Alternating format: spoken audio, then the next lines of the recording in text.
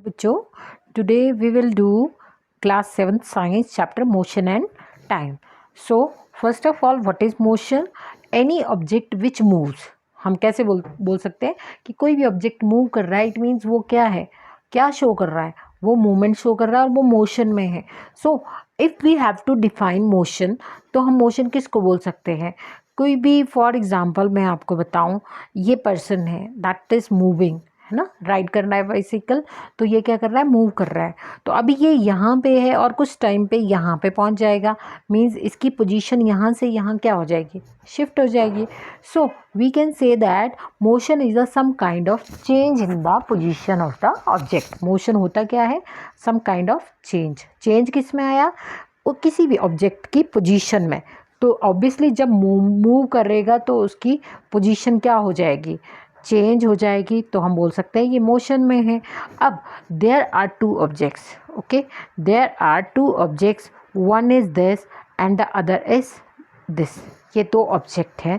अब ये दोनों ही क्या कर रहे हैं, मूव कर रहे हैं.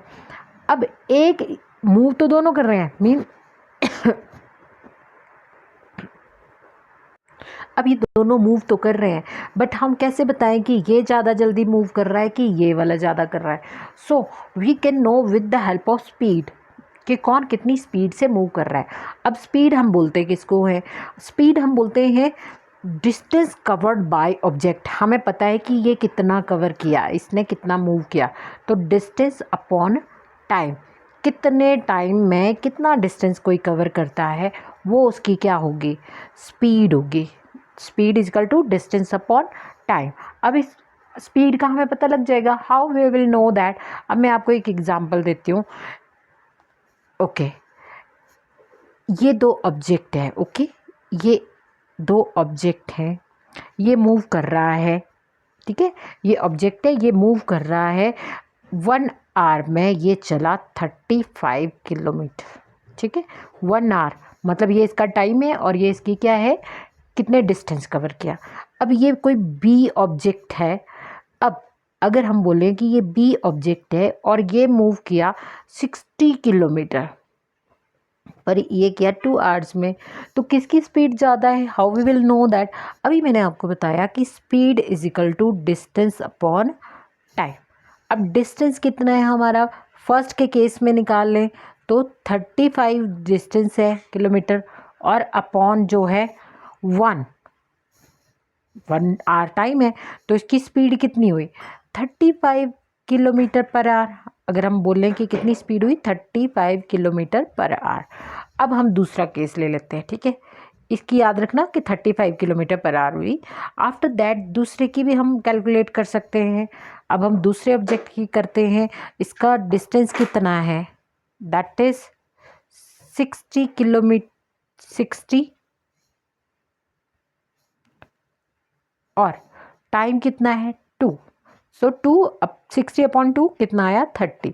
तो इसकी स्पीड कितनी है 30 किलोमीटर पर आवर. तब आपने ये नहीं देखना कि ये वाला डिस्टेंस ज़्यादा है, you have to calculate the speed. तो स्पीड होती कितनी है, how much distance is covered by an object. मतलब ए जिसने 35 किलोमीटर पर आवर की स्पीड से भागा है, वो उसकी स्पीड ज़्यादा है एज़ कम्पेयर टू जो 60 kilometre. So distance covered by an object in a unit time is called the speed of the object. Okay, next, if a car is moving with the speed of 50 kilometre per hour. अगर कोई car है वो इतनी speed से चली हुई है, इससे क्या पता चलता है कि वो 50 किलोमीटर चली कितने में, 1 आवर में. ये पर आवर का मतलब होता है, इसको किलोमीटर आपको ऐसे लिखा है ना, इसका मतलब ये है, पर का मतलब कि 1 आवर स्लैश करके 1 आवर अपॉन टाइम होता है ये. तो स्पीड का ये फॉर्मूला भी दे रखा है, total distance covered upon total time taken. इससे हम क्या निकाल सकते हैं, स्पीड निकाल सकते हैं. अब फॉर एग्जांपल आप कभी भी गाड़ी चलाते हैं, तो क्या आप अगर 1 आवर तक क्या आप 50 किलोमीटर की स्पीड से रहते हैं. यहाँ पे तो आपकी एवरेज ये स्पीड जो आई दैट इज़ एवरेज स्पीड. तो हम क्या, हमेशा कभी टर्न आएगा तो स्पीड स्लो भी हो जाती है, कभी जब बिल्कुल रोड साफ़ होगा तो हम क्या है जल्दी भागते हैं तो स्पीड 80 की भी जाती है. बट हम बोलते हैं कि हम तो इतनी स्पीड से पहुँचे 50 किलोमीटर पर आवर. तो इसको हम कौन सा मोशन बोलेंगे? जब आपकी जो गाड़ी है वो थोड़ा सा स्लो, थोड़ा सा फास्ट ऐसे मूव कर रही है, so that we call non uniform motion. What type of motion is non uniform motion? So non uniform motion क्या है? If the speed of the object moving along a straight line keep changing its motion. अपना motion क्या कर जा रही है? Change कर रही है. कभी फास्ट मूव कर रही है, कभी स्लो कर रही है. Is said to be non uniform motion. उसको हम क्या बोलते हैं कि वो गाड़ी किस मोशन में चल रही है? नॉन यूनिफॉर्म मोशन में चल रही है. हम इसको ग्राफ से भी प्रेजेंट करते हैं. इसको मैं आपको आगे बताऊंगी कि ये ग्राफ कैसे शो होता है. After that motion, uniform motion. Uniform motion अब क्या है? यूनिफॉर्म मोशन होगी if the speed of the object moving along a straight line. अगर स्ट्रेट लाइन में मूव कर रही है और स्पीड उसकी चेंज ही नहीं हो रही. अगर वो 50 की स्पीड से तो 50 से ही चला हुआ है, 40 है तो 40 से ही चला हुआ है, बट वो चेंज नहीं कर रहा कि ब्रेक नहीं लगा रहा बीच में कि 20 पे होगी अब 30 पे. No, it's not like that. So this type of motion when speed is not changing, constant का मतलब होता है नॉट चेंजिंग. ठीक है, that is said to be uniform motion. After that ये ग्राफ के बारे में हम बाद में करते हैं कि कैसे ग्राफ से भी हम शो करते हैं कि हम ग्राफ देख के बता सकते हैं कि दिस इज़ यूनिफॉर्म मोशन या फिर नॉन यूनिफॉर्म मोशन. यूनिफॉर्म और नॉन यूनिफॉर्म में तो आप समझ गए होंगे कि यूनिफॉर्म में जो है स्पीड आपकी कांस्टेंट रहती है, एक जैसी through out the journey. Through out the journey मतलब आप स्ट्रेट रोड में चल रहे हैं और आप स्पीड को चेंज नहीं कर रहे हैं जितनी देर तक चल रहे हैं. That is uniform motion. But generally हम कौन से मोशन में चलते हैं? We are moving in non uniform, क्योंकि कभी ना कभी ऐसा तो है नहीं कि हम सेम स्पीड से चले रहते हैं, तो हम कम ज़्यादा तो ब्रेक तो लगानी पड़ती है, रोड पे चलते हैं. तो that is non uniform motion. We are actually moving. Okay, measurement of time. How we will measure the time? We measure the interval of time. हम क्या है? इंटरवल ऑफ टाइम लेते हैं, टाइम के स्पैन लेते हैं कि अभी 15 मिनट, फिर अगले 15 मिनट, अगले 15 minute. For example the time interval. हम टाइम इंटरवल किसको करते हैं? फॉर एग्जाम्पल अगर हम बोले कि वन सनराइज, एक दिन सूर्य जो है राइज, ये राइज है, ठीक है, राइज हुआ, एंड द नेक्स्ट अगले सनराइज से पहले हम क्या बोलते हैं? डे. तो वो एक टाइम इंटरवल है. अगले दिन फिर से सनराइज होगा और फिर से क्या होगा? One sunrise and the next. एक सनराइज से दूसरे सनराइज तक हम बोल देते हैं क्या हो गया ये? Next day. मतलब ऐसे डेज जो बने हैं तो वो इंटरवल है एक. A year was fixed as the time taken by the earth. अब ईयर भी तो एक इंटरवल है ना. हर एक साल जो है फिर से वापस आएगा, नेक्स्ट ईयर आएगा, नेक्स्ट ईयर आएगा. तो अर्थ क्या करती है? इसके सराउंडिंग में चक्कर लगाते हैं और पूरा चक्कर लगाने में कितना टाइम लग जाता है उसको? 365/4.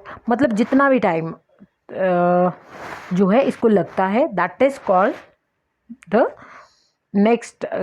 मतलब टाइम इंटरवल किसी में भी हो सकता है, ज़रूरी नहीं कि इसी में टाइम इंटरवल होगा.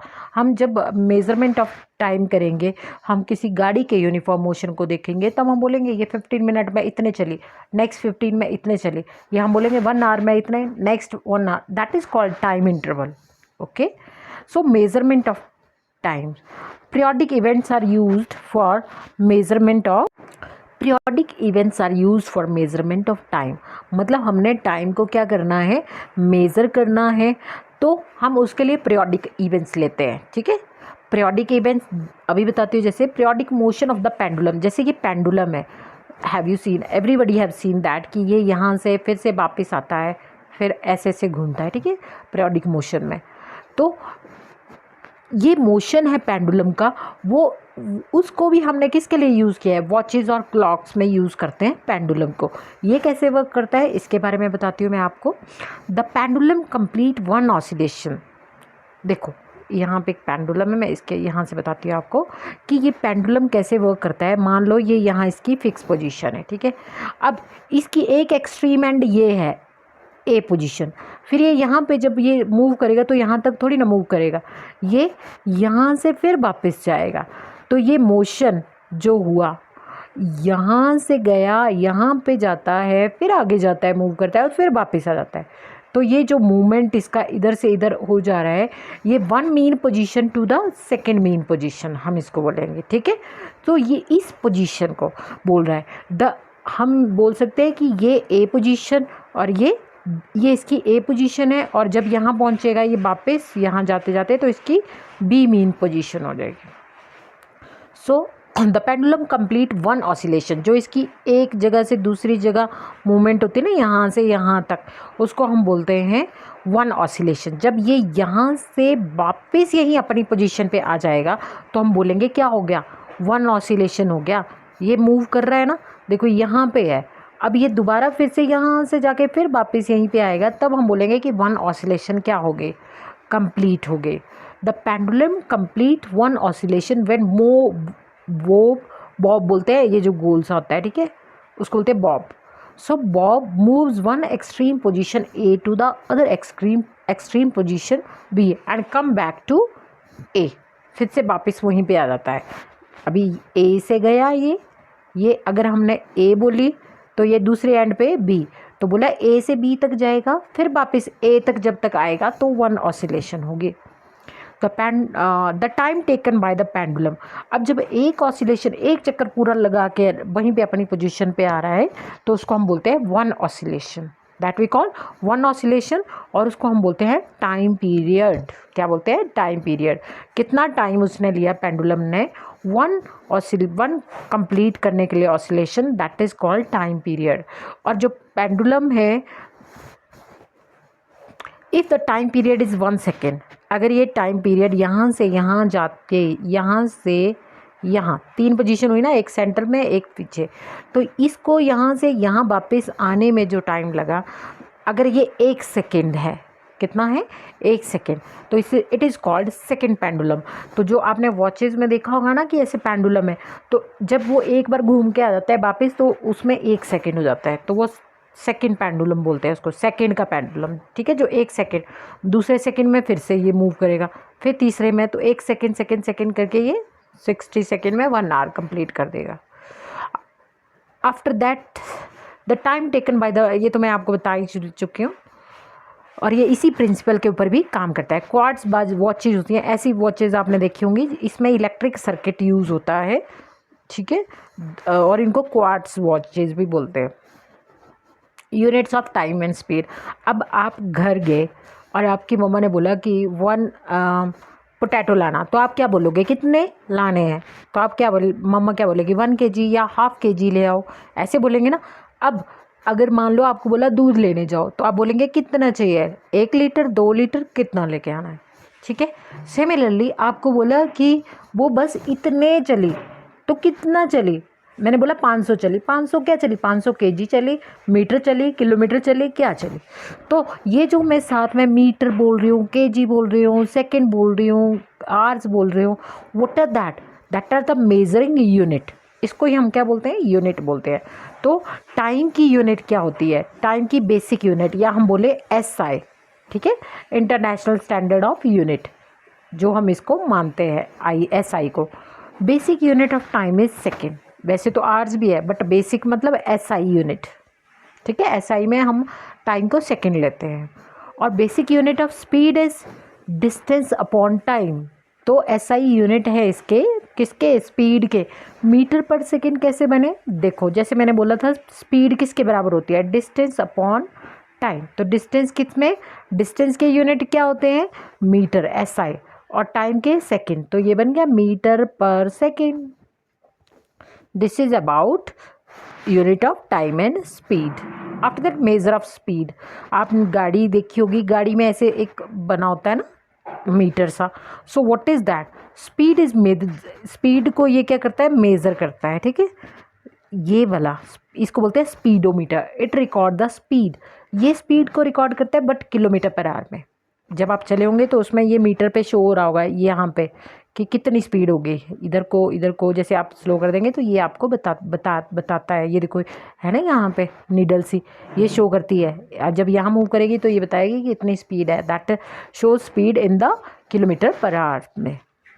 मेजरमेंट ऑफ डिस्टेंस, अब डिस्टेंस भी मेज़र होता है, ऐसा जो है मीटर लगा होता है, ठीक है, वो भी गाड़ी में ही होता है या फिर बसेस में, बाइक में भी होता है, तो ये बताता है कि कितनी स्पीड जो है, कितना डिस्टेंस, स्पीड तो स्पीडोमीटर बताता है, डिस्टेंस को बताने के लिए ऐसा मीटर लगा होता है, that is called odometer, that is called meter. After that distance and time graph, जिसके बारे में बात कर रहे थे। डिस्टेंस और टाइम ग्राफ कैसे बनाते हैं? पहली बात, डिस्टेंस ग्राफ की हेल्प से हम बता सकते हैं। मान लो हम एक लाइन पे डिस्टेंस ले लेते हैं, ठीक है। एक फॉर एग्ज़ाम्पल हम लेते हैं डिस्टेंस एंड टाइम ग्राफ, ठीक है। तो ग्राफ पेपर अगर आपने देखा होगा सबने, तो ग्राफ पेपर में एक साइड को यहाँ पे एक्स एक्सिस होती है और दूसरे पे वाई एक्सिस, ठीक है। ये एक्स एक्सिस है आपकी और ये है आपकी वाई एक्सिस, ठीक है। एक्स एक्सिस और वाई एक्सिस को हम कैसे, अब ये एक्स एक्सिस होगी और ये आपकी वाई एक्सिस। अब हम मान रहे हैं कि एक्स एक्सिस में हमने लेना है इस साइड को हम डिस्टेंस मेज़र करेंगे। क्या मेज़र करेंगे? डिस्टेंस। और इस साइड को हम लेंगे टाइम। फॉर एग्ज़ाम्पल मैं मान लेती हूँ ये 1 आवर हो गया, ये 2 आवर्स हो गया और ये 3 आवर्स हो गया और ये हो गया 4 आवर्स, ठीक है। मैं ये इस वाई एक्सिस पे मैंने क्या लिया? टाइम।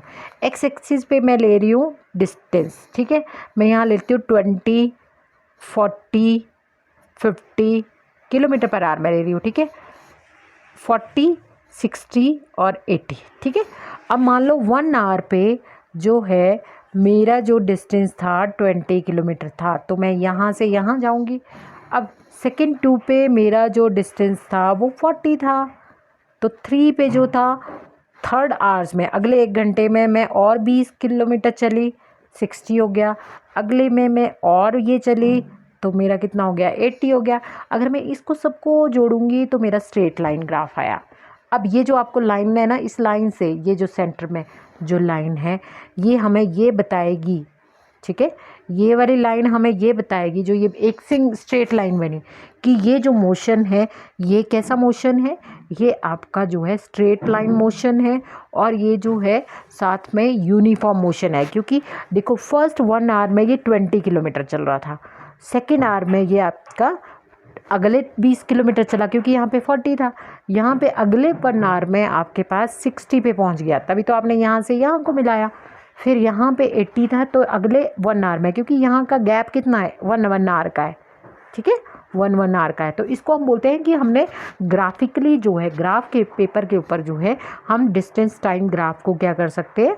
शो कर सकते हैं। आपको कोई भी बोले कि भाई बताओ कि इतना स्पीड है, इतना टाइम है, इसके आपको ग्राफ दे रखा होगा, आपको वैल्यू दे रखी होगी टेबल में।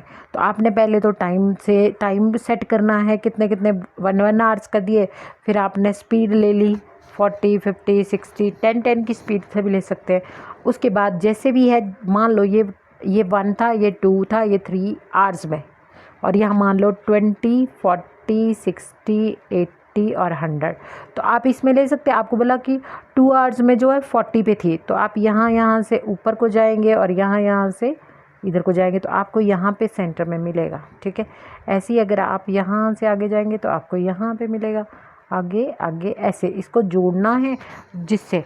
पर अगर ये नॉन यूनिफॉर्म मोशन होगा तो कैसे होगा? नॉन यूनिफॉर्म मोशन में जो है आपका जो है पहले 1 आवर में हो सकता है वो 35 चले।